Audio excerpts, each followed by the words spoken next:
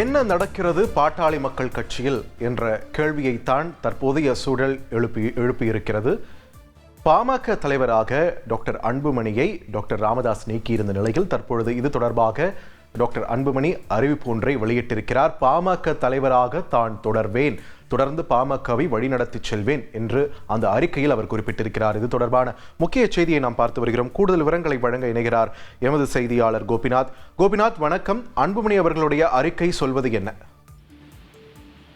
கடந்த வியாழக்கிழமை தைலாபுரம் தோட்டத்துல பாமக நிறுவனர் டாக்டர் ராமதாஸ் அவர்கள் ஒரு அறிவிப்பை வெளியிட்டார். அவர் பாத்தீங்கன்னா, பாட்டாளி மக்கள் கட்சியின் நிறுவனர் ஆகிய நான் கட்சியின் தலைவர் பொறுப்பை மீண்டும் எடுத்துக்கொள்கிறேன். வருகின்ற 2026 சட்டமன்ற தேர்தலை முன்னிட்டு இளைஞர்களை வழிப்படுத்த இந்த பொறுப்பை நான் ஏற்றுக்கொள்கிறேன் என்பதுதான் டாக்டர் ராமதாஸோட ஒரு அறிவிப்பா அன்னைக்கு பார்த்தோம். தொடர்ந்து 2 நாட்களாக குடும்ப உறுப்பினர்கள், முன்னணி கட்சி நிர்வாகிகள் என பாமக நிறுவனர் டாக்டர் ராமதாஸை தொடர்பு கொண்டு பேச முயற்சி செய்த அனைவருக்குமே தோல்விதான் மிஞ்சுதுங்க. யாருமே டாக்டர் ராமதாஸ் அவர்கள் பார்க்கல. குடும்ப உறுப்பினர்கள் மட்டும் தொடர்ந்து 2 நாளா தைலாபுரம் தோட்டத்துல பேசிட்டு இருக்காங்க.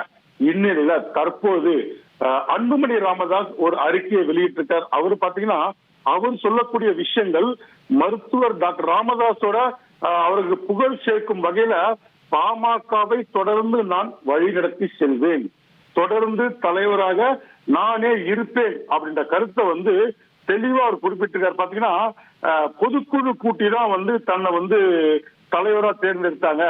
கட்சியின் தலைவராக நான் முறைப்படி பொதுக்குழு உறுப்பினர்கள் தேர்வு செய்யப்பட்டு அதன் பின்னர் தான் அந்த பொறுப்பை ஏற்றுக்கிட்டா. இதையே தேர்தல் ஆணையமும் இதை அங்கீகரிச்சிருக்கு. இந்த நிலையில பாட்டாளி மக்கள் கட்சியின் தலைவராக நானே தொடர்ந்து செயல்படுவேன். எந்த நோக்கத்திற்காக நான் கட்சி தலைவராக தேர்ந்தெடுக்கப்பட்டேனோ அந்த நோக்கத்திற்காக மருத்துவர் ஐயா அவர்கள் பாட்டாளி மக்கள் கட்சியை தொடங்கினாரோ அந்த நோக்கத்தை நோக்கி உங்களின் ஆதரவோடு தீவிரமாக பணியை மேற்கொண்டு நிச்சயம் பாமகவிற்கு புகழை சேர்த்து கொடுப்பேன் என்பதுதான் தற்போது அன்புமணி ராமதாஸ் வெளியிட்டிருக்கக்கூடிய ஒரு முக்கியமான அறிவிப்பா பார்க்கலாம். காரணம் பாத்தீங்கன்னா, இவர் சொல்லக்கூடிய விஷயங்கள் பொதுக்குழு கூட்டி உறுப்பினர்கள் தேர்வு செய்து அப்படின்ற ஒரு வார்த்தை வந்திருக்கு. அப்போ மீண்டும் பொதுக்குழுவை கூட்டினால் மட்டும்தான் யார் தலைவர் என்பது தெரிய வரும் என்பதுதான் அன்புமணி ராமதாஸோட கருத்தை பார்த்துட்டு இருக்கோம். தொடர்ந்து சித்திரை முழு நிலவு வன்னியர் இளைஞர் பெருவிழாவை ரொம்ப சிறப்பா நடத்தணும். அவர் தோல்வி அடைஞ்சிடக்கூடாது. கண்டிப்பாக தேர்தல் கூட்டணி குறித்து மருத்துவர் ராமதாஸ் அவர்கள்ட்ட கண்டிப்பா ஆலோசித்து அதன்படி அந்த விஷயமும் நடக்கும் தான் சொல்லியிருக்காரு.